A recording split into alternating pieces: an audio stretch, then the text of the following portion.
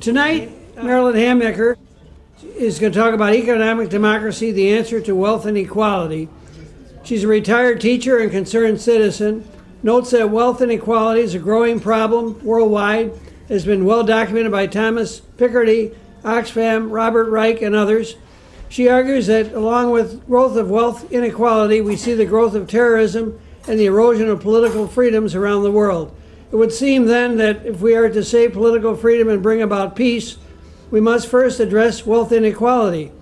Marilyn shows thus far most solutions appear to involve wealth redistribution, progressive taxation and/or reduced taxation, tinkering with money, monetary and fiscal policy, merciless more or less government, charity, etc.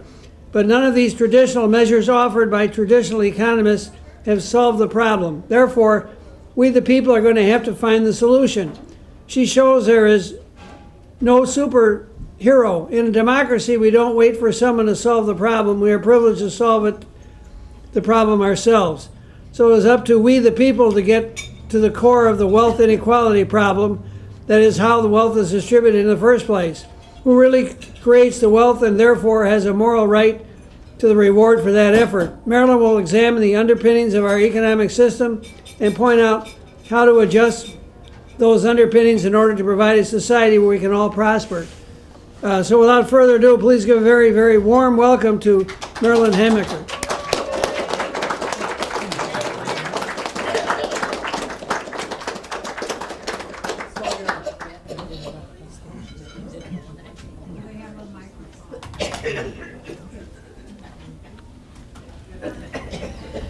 Tonight's discussion is based on the idea of total freedom. That is, the idea that as citizens, we have political freedom and majority rule as guaranteed in our Constitution, but that as employees, we do not have those same rights within our economic institutions, nor do we have the economic freedom to reap all that we sow.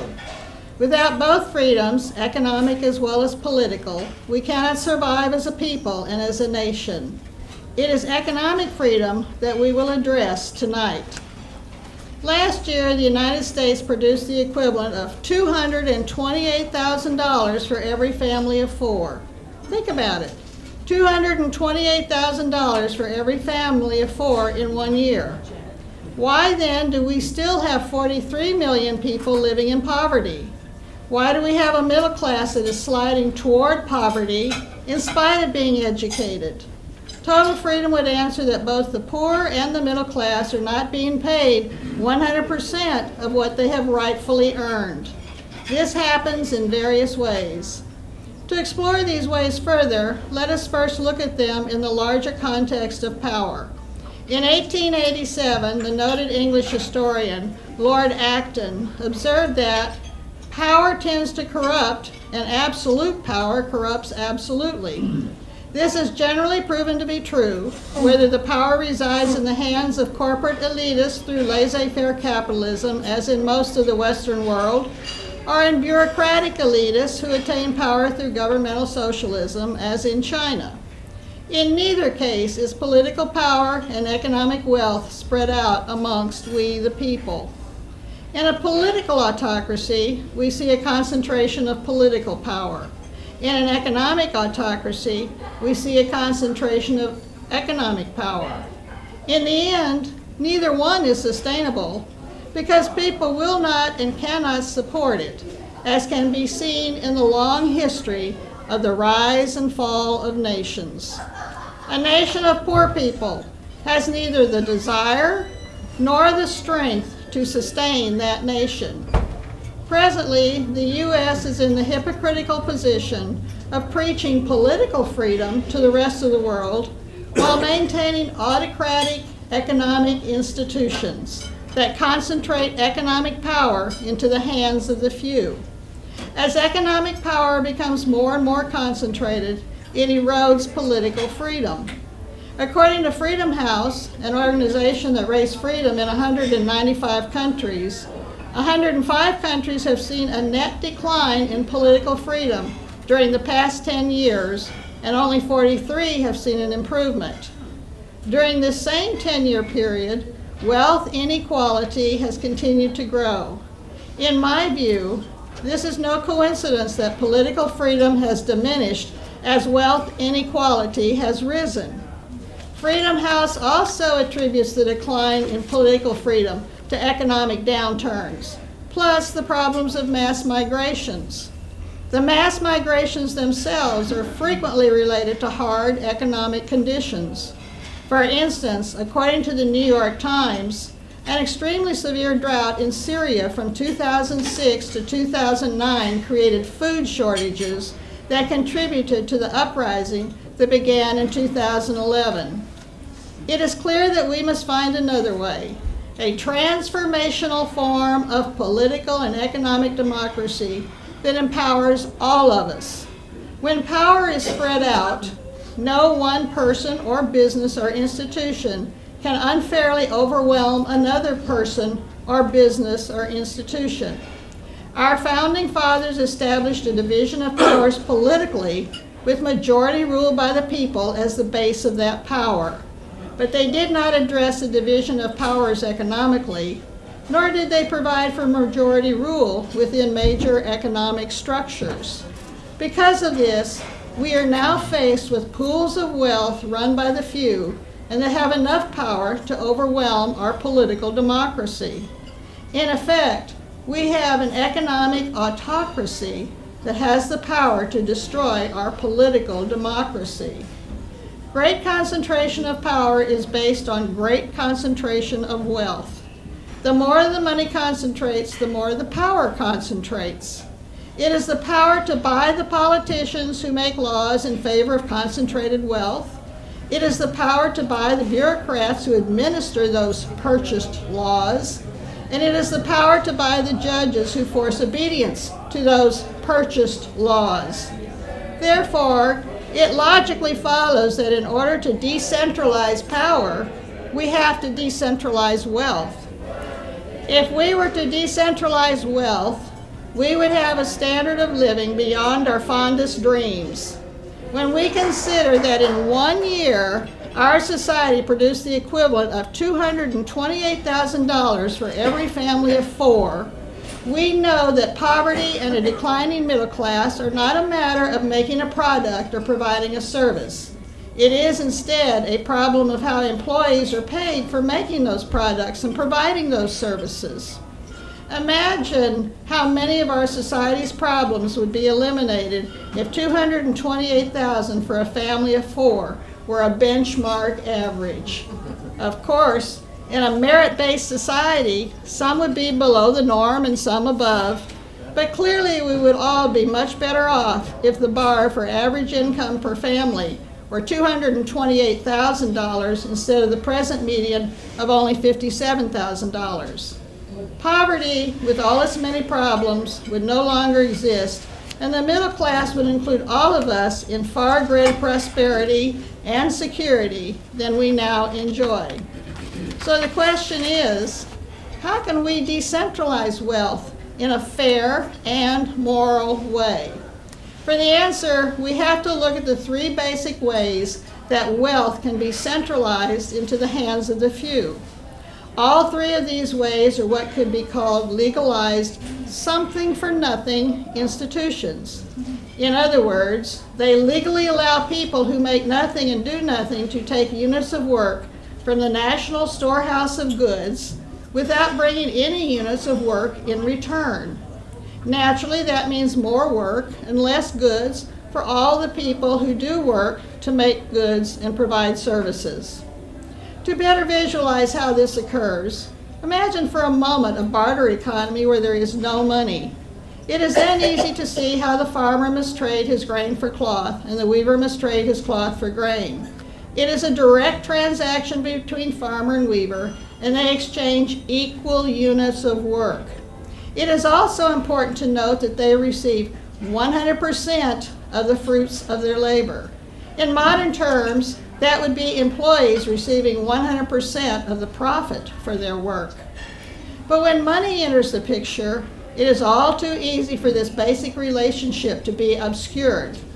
Money is merely a medium of exchange that represents an actual bushel of grain or a bolt of cloth and nothing more.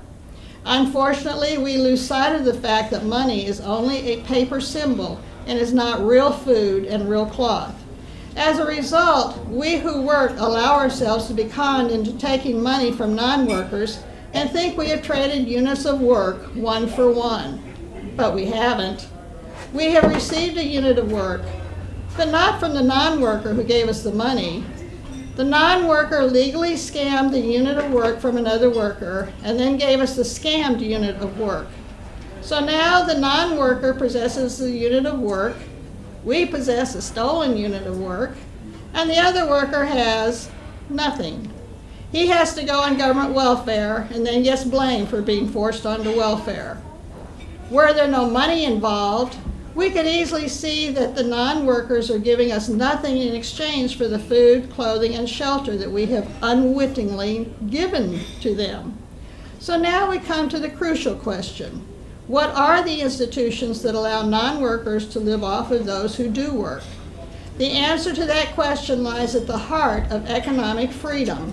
But exactly what is economic freedom? We say we have it, but do we really? The essence of economic freedom is the right of all who work to receive 100% of the fruit of their labors. That is to say, 100% of the profit or benefit.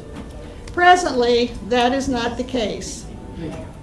We have 3 legal institutions that dispossess employees and other producers of their rightful earnings and funnel that dispossessed money to the few at the top. It is these something-for-nothing institutions that create wealth inequality.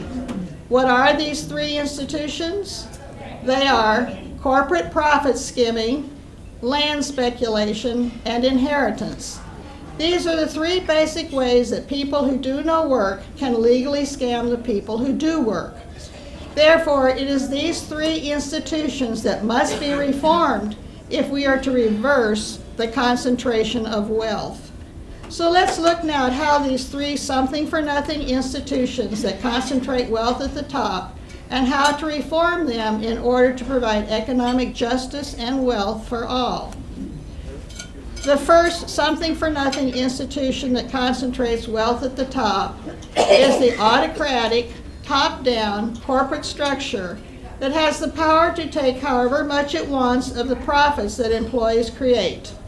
To counteract that power, unions have struggled for the last several centuries to take some of that control, but it's been an ongoing dogfight, patchwork at best, with no central underlying moral principle as to who deserves what power and what money.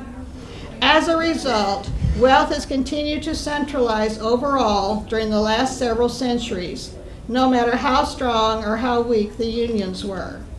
In order to stop the concentration of wealth, and along with it establish labor management peace, we need to look at underlying moral principles.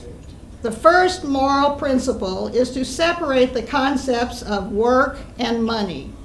Work is not money, and money is not work. Money is paper. Work is energy. It is energy that is expended by living human beings, without which we would have nothing. Living human beings are not human capital, to be lumped into the same inanimate category as bricks and mortar and money and disposed of at will. The very phrase human capital is dehumanizing. It turns people into objects. It is morally repugnant.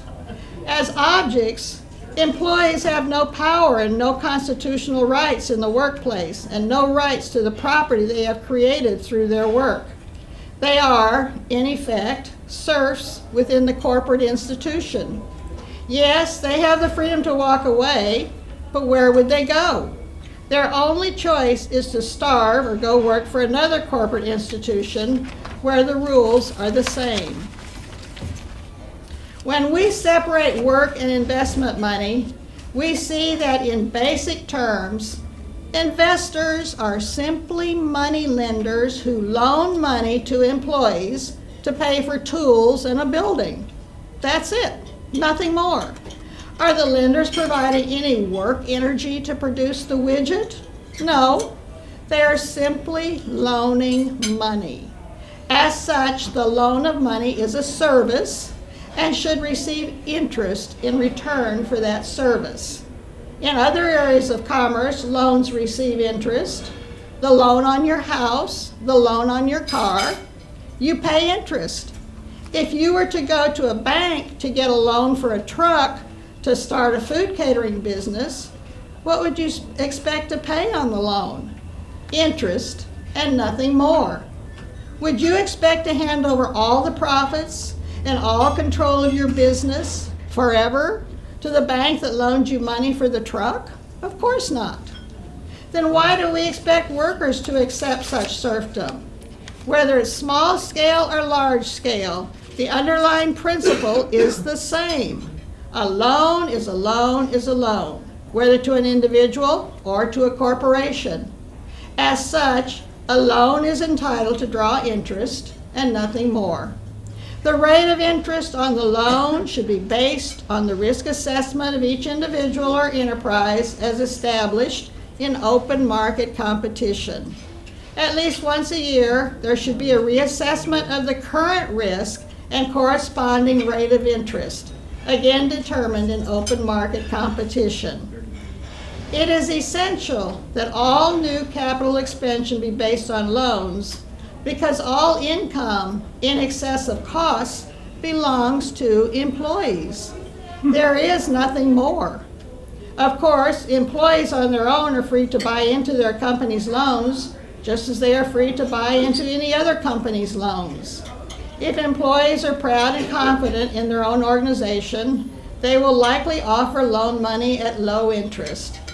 Most likely it would be a mark of pride as well as a mark of security to have a large percent of the stock employee owned. The second underlying moral principle is to bring democracy to the workplace. Private enterprise is only private when it involves a family-sized business of 10 or less people. But when you have businesses that employ hundreds or thousands of workers, that has a huge impact on the community as a whole.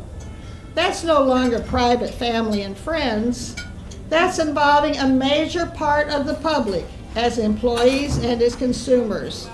In effect, bigger companies become public businesses that affect and often rule the entire community. In addition, corporations must observe democratic principles in the workplace in order for employees to enjoy the political freedom and liberties guaranteed in our Constitution. That means majority rule within the company. That means, at the very minimum, that employees would vote on their choice of leaders within the company, employees would make major policy decisions, and that nobody would be fired except by a 2/3 vote of those who know the employee's work record. Sound radical?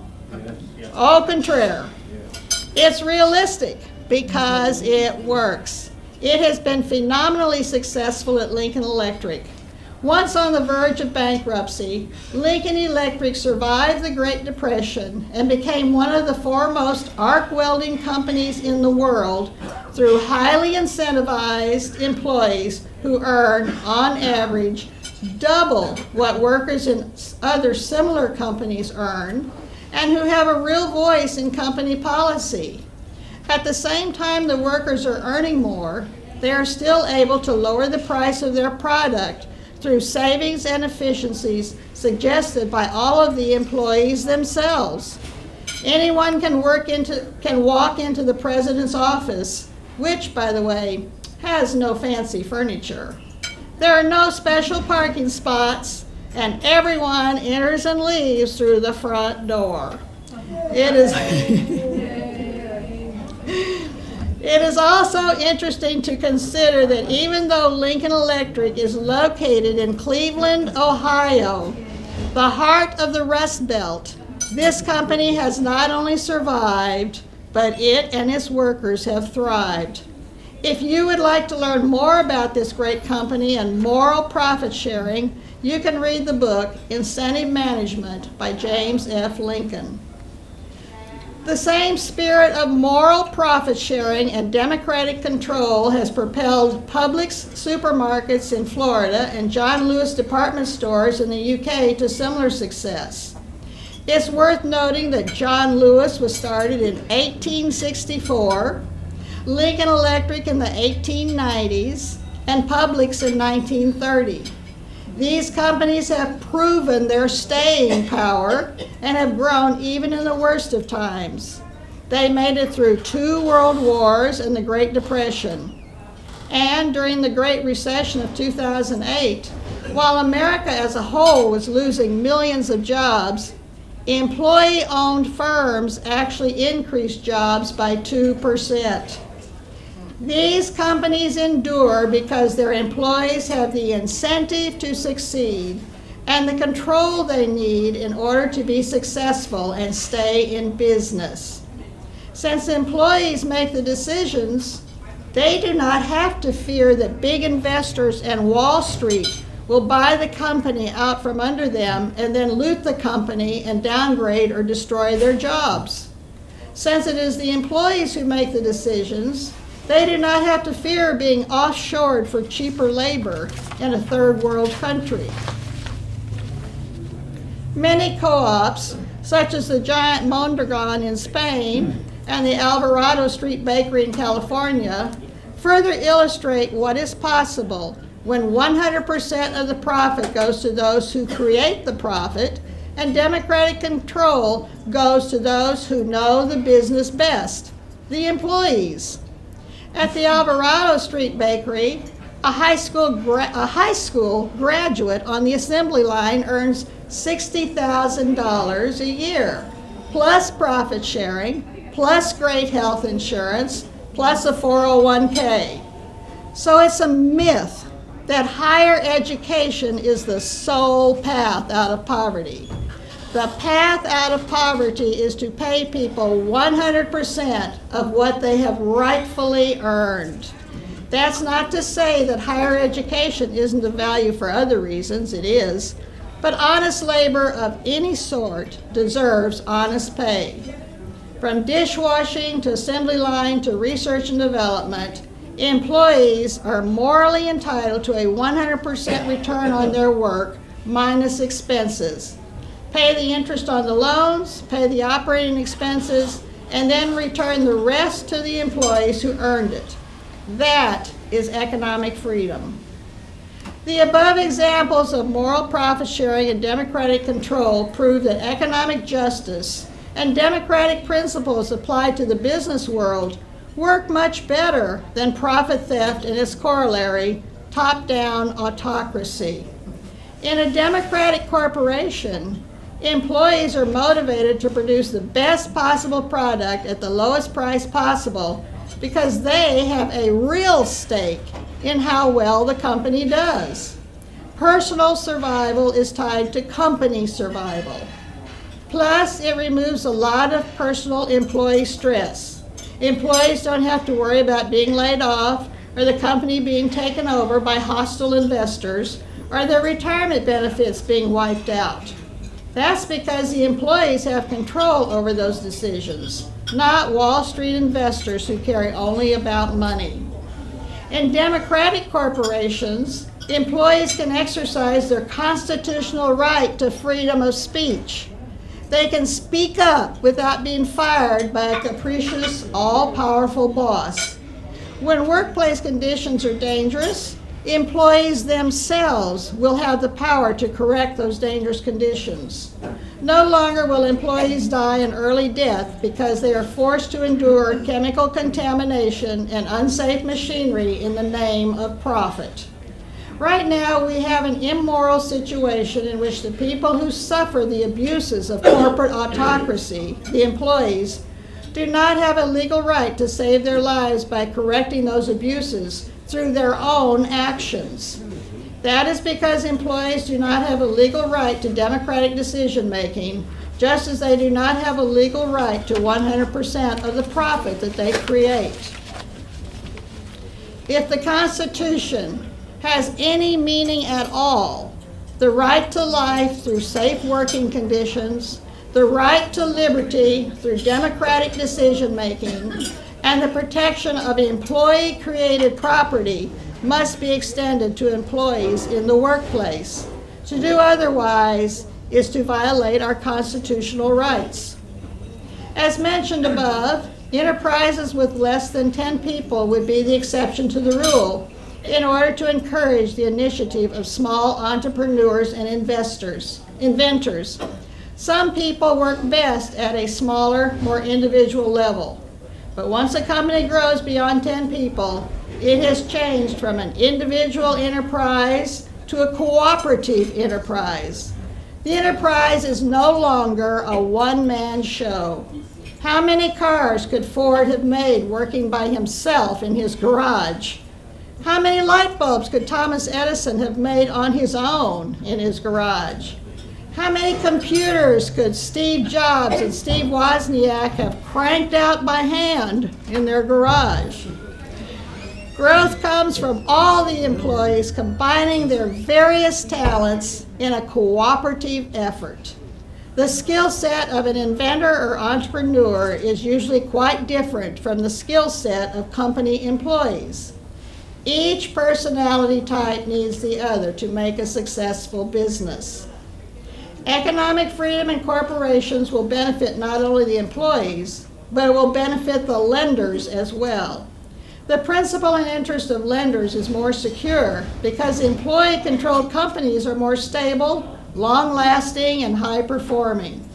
In addition, employees would have the option of establishing a depreciation fund to secure the principal of the lenders, which would provide even greater security on the loan for lenders and a lower rate of interest for employees to pay. Investing will no longer be, as John Beasley has pointed out, a risky gamble in the Wall Street casino. Instead, it will be a steady business in a steady community based on honest work and honest reward for that work. This leads us to other community benefits. One of the greatest benefits is that the bloated, oversized conglomerates that dominate the market and buy off our politicians will disappear. Banks too big to fail, big drug companies hiking drug prices at will, huge manufacturers and big box retailers driving small competitors out of business. All this will disappear. Why? Because both the incentive and the money to merge will disappear. First, the incentive will disappear because employees will not want to grow big beyond the point of diminishing marginal returns, since that means they will be working for less and less reward. Who in their right mind would do that? Right now, investors in Wall Street don't care because they're not the ones exerting the effort. If the inefficiencies of diminishing returns adds another 2 cents to the bottom line of the quarterly report, that's fine with them. They could care less that employees are spinning their wheels. Second, there would be no money gain in buying another company because 100% of earnings would be going to the employees of the second company, not to the profit skimmers. Third, the money to swallow up other companies will be gone, because all of that money will have been dispersed among the employees who earned it. No longer will it be legal to scam the profits that employees work to create and use that scammed profit to buy up other companies in order to scam yet more profit from yet more employees. With the incentive and money for mergers gone, we will have the benefit of many small companies competing in a true open market. This competition will bring about better products at better prices, an obvious win for the consumer. Employee profit sharing and employee control will stabilize companies and therefore stabilize communities. Stabilized companies will also provide lenders with a stable source of interest income. So corporate democracy through economic freedom is a triple win. A win for employees, a win for lenders, and a win for society as a whole. The loans that provide money to companies will also help stabilize our entire monetary system. These loans, in effect, will be bonds based on the fixed capital goods of tools and buildings. Since the value of these tools and buildings will be expressed in dollars, the long-term value of the dollar will thus be stabilized. After all, the value of money should be based on the value of real capital goods and services. Consequently, the more stable is this base of real value, the more stable is money. In addition to the above, banks and any institutions that loan other people's money should make service charges only. All interest should be apportioned among those whose money is used. In this way, we who deposit money in a bank will receive 100% of the interest that our money has earned. Imagine that.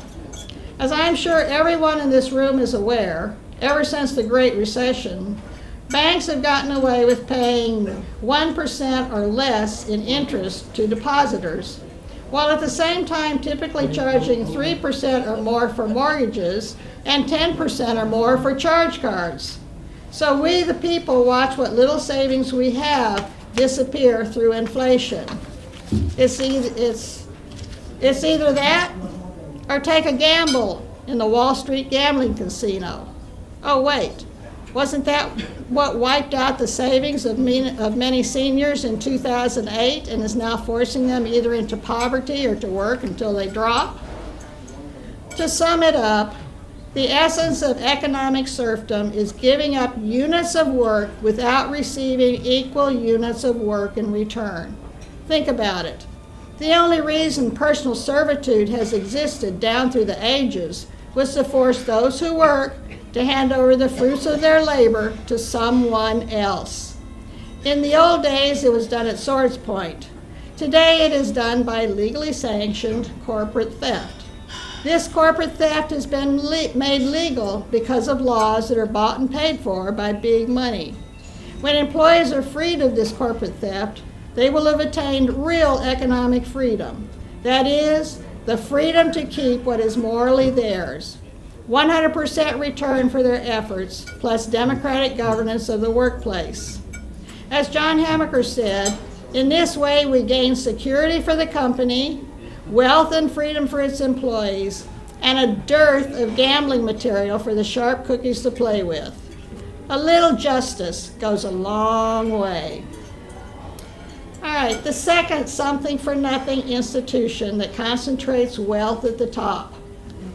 The second institution is land speculation. It's pretty simple. Mr. A buys some cheap land on the outskirts of town and then waits for the town to build up around his land. As the town grows, the value of his land rises. After 10 or 20 years, he sells the land for much more than he paid. Where's the scam, you may ask? The scam is contained in these two questions. First, whose work created the land? And second, whose work raised the value of the land? Well, the answer to the first question is that no human made the land. The Creator did the work and made the land, not Mr. A. And the answer to the second question is that the value of Mr. A's land was raised through the efforts of the hard-working citizens of the town who worked to build up and expand the town. Mr. A did not have to lift a finger. He did not have to exert one iota of effort. In answer to both questions, we find that Mr. A did not work to create the land, and he did not work to increase the value of the land. Like the gamblers on Wall Street or in Las Vegas, he won the jackpot without making anything of value for society. He did absolutely nothing. Instead, he took units of work from the National Storehouse of Goods without bringing any units of work in return. What does that mean for us, we who work? To begin with, of course, It means that we must work extra hours to supply the non-working Mr. A with food, clothing, and shelter without receiving any food, clothing, or shelter in return. Yes, Mr. A pays us money, but that money is meaningless because his money is not backed by any real goods or services that Mr. A has made. In actuality, we're getting goods and services that were made by others, not Mr. A. Why do we need Mr. A in the middle of the transaction? We don't, because in essence, he's getting a third-party cut without having made anything of value to exchange. So you and I have to work double time growing food, making clothing, and building shelter for the land speculator who makes nothing in return. Another negative consequence is that the harder we work to build a town, the more the land value rises. The more the land value rises, the more we have to pay Mr. A. In effect, we're working to our detriment. The harder we work, the more we have to pay the non-worker. It's the same principle as presently exists in most corporations. The harder we work, the more we make money for somebody else. How is that fair or just? Where is the incentive for those who work? Is it any wonder that the work ethic is disappearing from our society? So what is the solution?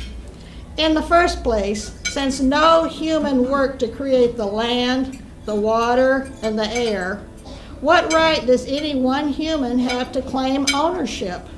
Have you ever seen a baby born with a property ID divinely stamped on his forehead? Secondly, since it is the work of the townspeople that creates the rise in land values, should not the townspeople receive the value of that property rise? For the answers to how to morally allocate land, we can turn to Henry George and his book, Progress and Poverty.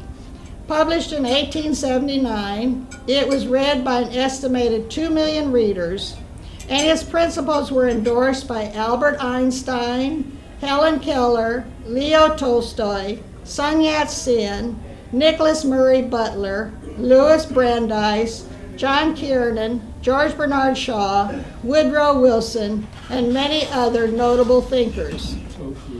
Unfortunately, like Nikola Tesla, Henry George is largely forgotten today. But unlike Tesla, whose inventions have been recognized in the use of alternating electrical current, Henry George's groundbreaking ideas in the economic realm have yet to be instituted.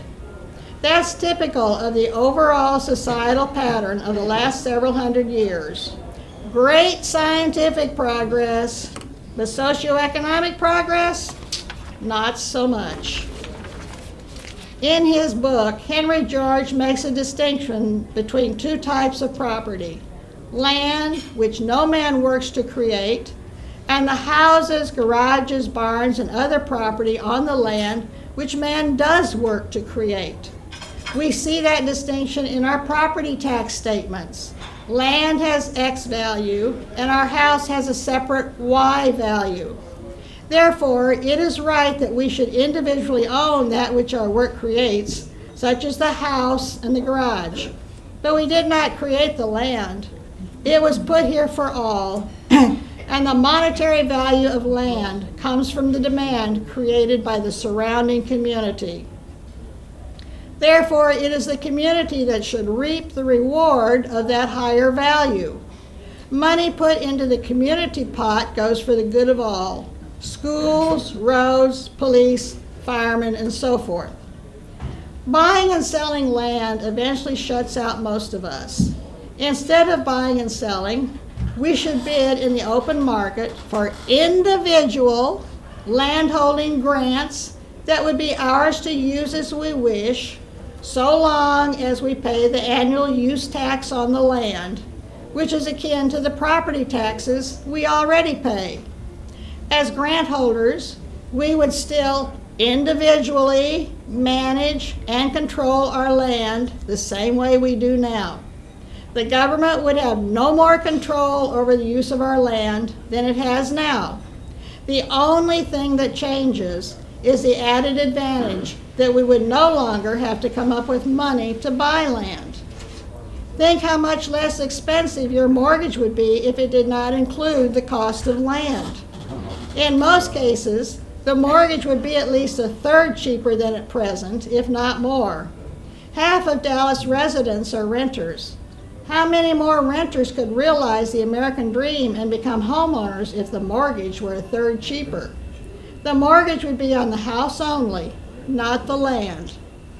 Under land grants, the land tax would operate much the same as the present property tax on land. In fact, the land tax might actually be lower than your present property tax for two reasons. First, there would be no tax at all on your house, outbuildings, and other improvements that are the result of human work. Henry George did not believe that productive work should be taxed, since that discourages productive work. Secondly, the value of the land would lie only in what it could be used for. The speculation value would be gone. One of the reasons that land is presently so expensive is because it too has become part of the gambling casino through speculation. Take the gambling aspect out of land and it becomes just another tool with which to provide food, clothing, and shelter. Under land grants, many more people would have affordable access to land than they do at present. History has given us a great example of what people can accomplish when they have affordable access to land. That example is our pioneer forefathers. Many of them came to this country because they were impoverished peasants in Europe with no land, no hope. They fled to America, where land was made available to them for the settling. With little more than a plow and a horse, they were able to provide food and shelter for their families. They were able to build a future and become proud, independent citizens. Perhaps it was this example that inspired Daniel Defoe to write Robinson Crusoe in 1719. Again, it clearly shows how one man with a few rudimentary tools was able to provide for himself in abundance when given access to land and no overlord to demand part of his work. This brings us to another beneficial aspect of landholding grants in lieu of land speculation. In the last 100 years, the world has seen a mass migration from the country to the city. Right now, only 2% of people in the U.S. live on farms. The small farmer has all but disappeared. The average size of a farm is over 1,000 acres. Almost 40% of farmland is rented. Is this a good thing? Well, large farms and tenant-operated farms tend to focus on profit, not food quality. They don't pull weeds by hand or kill crop bugs in ecological, environmentally safe ways. They pour 500 million pounds of herbicides and pesticides on our food a year, plant GMO seeds, and use acidic NPK fertilizer with little or no concern for all the trace element minerals that humans need for a healthy life. The result is a steady rise in degenerative diseases. For example, over 1 out of 3 of us now get cancer. That's more than 100 million people in the U.S. alone. In addition, animals are raised in inhumane and unsanitary conditions. That means terrible suffering for the animals and illness and sometimes death for humans from E. coli, food poisoning, and the long-term effects of the antibiotics and hormones fed to animals and passed on to us. The small farmer has an interest in taking care of his land and animals in a sustainable way because that is not only his livelihood but his life. However, when big money bids up the price of land, the small farmer can't compete and is driven off the land. Take away the high cost of buying land, and individuals would once again have more affordable access to land for individual use. This would include not only individuals who wish to farm, but also those who wish to establish homes and businesses in both urban and rural communities. When inexpensive rural land is available, a group of employees might well decide they would rather establish their work location away from big cities and the wasteful 2-hour commute. With land available for small farms and businesses, small towns in America could enjoy a revival. This would help large urban areas that would be relieved of the constant pressure and expense to expand city services and build infrastructure for the present influx of refugees from impoverished rural areas and rust belts. In summation, land is here for the use of all. No one individual has an inherent right to claim land because no individual worked to create it. It is society as a whole that puts a value on land, so it is society as a whole that should benefit from that value through a land tax that would operate much the same as present land taxes. The amount of the land tax would be established for each parcel on the basis of bidding in the open market. Upon the death of the last surviving partner in a marriage or partnership, the land would again be put up for bid in the open market. Thus, land would be available to all in each succeeding generation. In the 19th century, affordable access to land was a key factor in building our national economy. In the 21st century, providing that same affordable access to land again could help rebuild our national economy. All right, the third something-for-nothing institution that concentrates wealth at the top. Inherited wealth is a third way that a person can spend their life doing no work and yet take goods and services from the national storehouse of goods. The heir brings nothing to the storehouse, yet takes from the storehouse. Again, you and I, the makers of goods and services, have to work more and earn less to make up the difference. The argument has been made that the parents of the heir brought units of labor to the national storehouse. Yes, but the problem is that nothing lasts forever. The work units that the parents brought to the storehouse have disappeared. Food spoils in a few days, clothes wear out in a few years, and houses fall down in a few decades. So that leaves the children of the parents taking food, clothing, and shelter from the national storehouse without giving any food, clothing, or shelter in return. Everyday survival is an everyday affair in the here and now. Think about it this way. Suppose every child on earth inherited a few $1 million and didn't have to work. Who would grow the food? Who would make clothes? Who would build and maintain houses? So once again, it becomes obvious that it is work, and work only, that provides food, clothing, and shelter. For most of us, inheritance is a moot point anyway. According to one survey, only 22% of people inherit money, and for most heirs, the amount is not that big, around $69,000 on average. Nice, but not world-shaking. The really big deal is the big inheritance, the multi-million and multi-billion-dollar fortunes that perpetuate themselves for generation after generation. These fortunes enjoy everlasting life as they continue to grow ever bigger. As they grow, they concentrate more and more wealth at the top with no end point to stop them. The gap of wealth inequality becomes wider and wider. This process will accelerate as our economy ages. When we read history, we see that eventually inheritance creates a permanent class of loafers who rule over a permanent underclass of serfs. Of such stuff were kings and feudal lords made. For instance, in the old days in England, this process was obvious in the laws of primogeniture, wherein the oldest son inherited the estate and the rest of the kids were out of luck.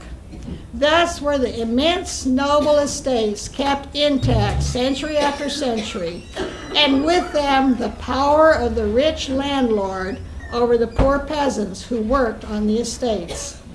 Today in the United States, fortunes are usually left to the family as a whole in the form of money, but the effect on those of us who work is the same.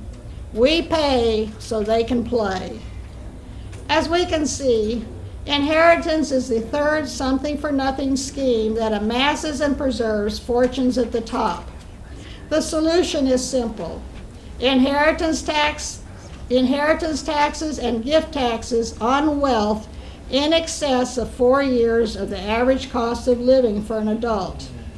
In the case of marriages and partnerships, the wealth should be returned to society upon the death of the last surviving partner.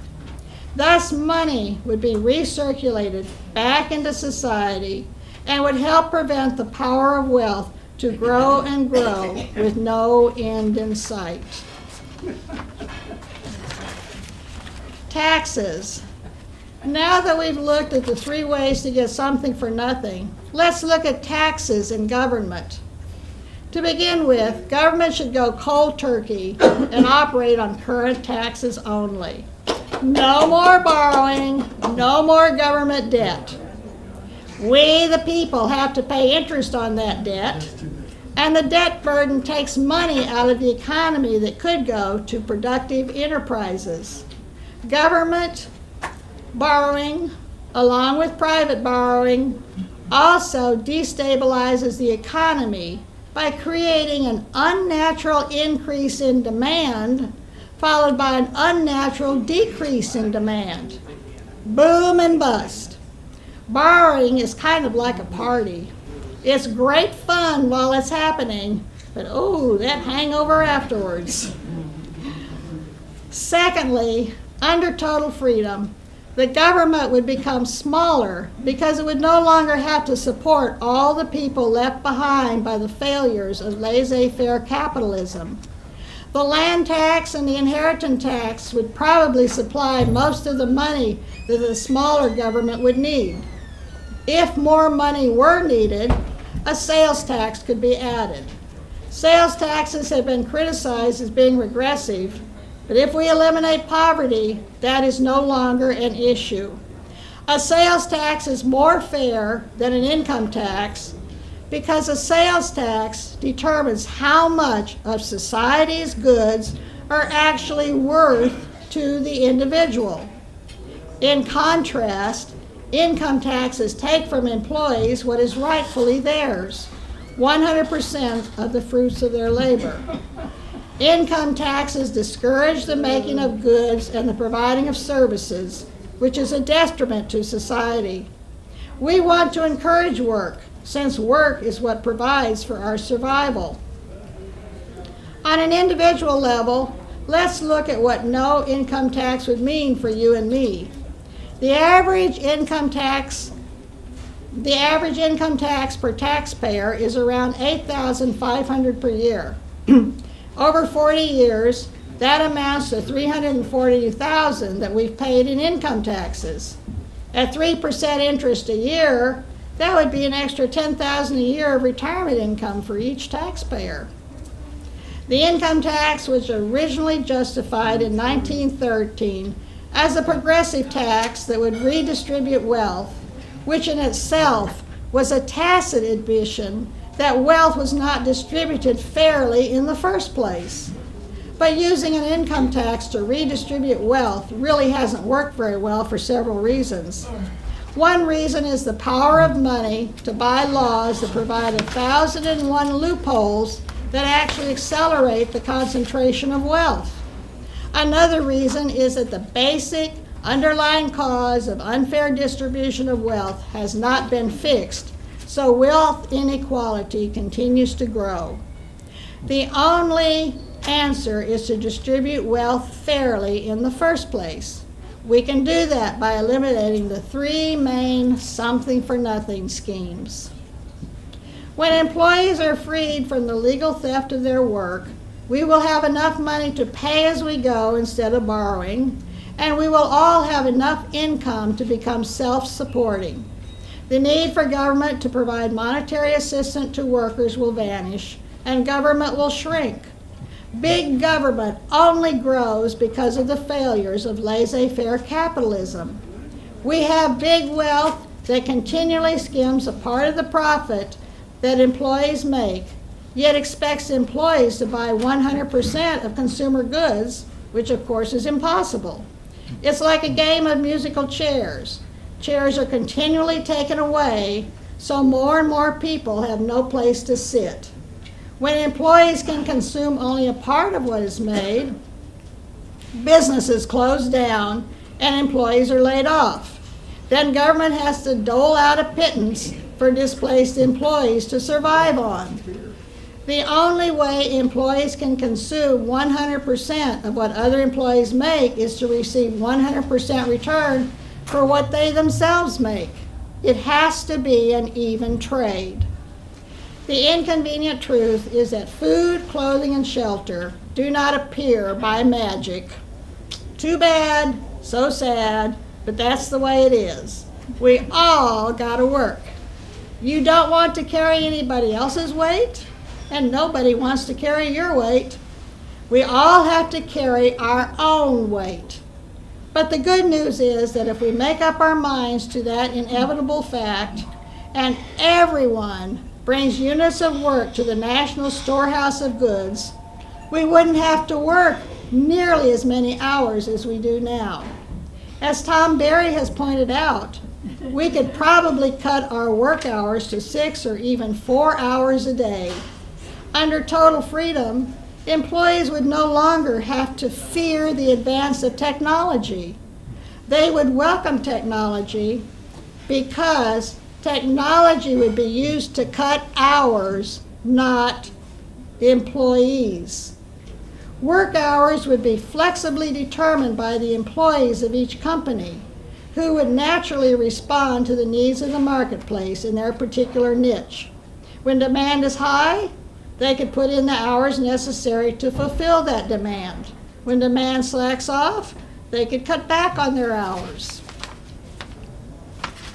Think of the possibilities under total freedom if the average income were $228,000 a year for every family of 4.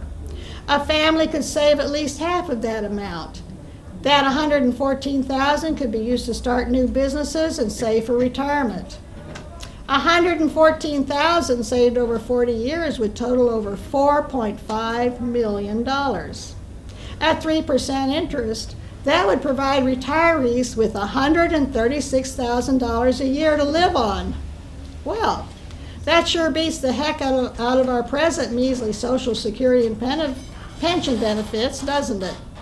And if you think you just might be able to live on less than $136,000 a year, you could retire after 30 years on $102,000 a year, or retire after 20 years on $68,000 a year.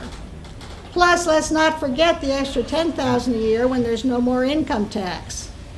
People could actually retire young enough to enjoy their retirement and explore new worlds of interest. Total freedom is dedicated to the idea that if we stop trying to live off of each other's labor and thus eliminate poverty and provide economic stability for all, we have a good shot at achieving peace within our own society and eventually the world. If we become a society where everyone can truly prosper, people of other countries will demand the same economic freedom. When we look at any conflict in the world today, whether it's within our big cities or outside our borders on other continents, we see economic deprivation and poverty at work. We see people with no jobs and no hope. Basically, we're seeing the people left behind as wealth centralizes. The answer is to change our institutions to provide a truly level playing field that ensure employees receive 100% return for work and ensures that everyone has access to the tools of nature, the land, the water, the air, that provide the building blocks for the work that provides for our survival. We also must ensure that we have all 3 reforms: corporate reform, land reform, inheritance reform. If we leave just one something-for-nothing scheme in place, it will eventually accrue a big pile of money that gives it the power to hire, fire, and bribe everyone else in society, and thus destroy that society. Piecemeal democratic reforms have no chance against the tsunami of money. The only answer is to prevent a tsunami. We cannot do that in nature, but economic systems are man-made. We can change economic systems. Economic tsunamis are of our own making, and thus we have the power to unmake them. Right now, our society is half jungle, half civilized. The jungle part is the 3 legalized something-for-nothing schemes: corporate profit skimming, land speculation, and inheritance, that allow us to prey on each other like jackals, winner take all. The half-civilized part is that we cooperate just enough to form a society. But a society that still operates partly like a jungle is not good enough. We have to become fully civilized and fully cooperative. As Darwin said, that society survives best which cooperates best. The best cooperation is to recognize each other as fellow humans, and therefore to do unto others as we would have them do unto us. That means we must all do our own work with our own hands in order that we all have the chance to survive as individuals and as a society. This examination has been based on the ideas of John Hamaker. As we can see from the foregoing, he looked at wealth and inequality in a new and different light that is transformational, in that it proposes basic solutions that go to the heart of the problem. He called it total freedom because it can transform society by combining economic freedom with political freedom. Total freedom is neither socialism, with its implication of government ownership of production, distribution, and exchange, nor is total freedom laissez-faire capitalism, with its implication that anything goes. Total freedom is a third way that combines social ideals with hard-headed economic realities. You might call it capitalism with the larceny removed. When we eliminate the something-for-nothing schemes, there will be capital for all instead of only the few. Anything less than the combining of political with economic freedom will not work, as the history of civilization has proven over and over again in the rise and fall of nations. And now, at this time in history, technology has brought us to the tipping point. If we take the low road and do not establish economic justice under economic freedom, the resulting stress and social unrest will likely bring about disaster through nuclear war or climate change. But if we take the high road, stop preying on each other, and become fully human, we can all live a life of joy and abundance. With the establishment of a just social order, we will, as Hamaker said, be capable of meeting our destiny in the universe. The best part of the human adventure lies before us.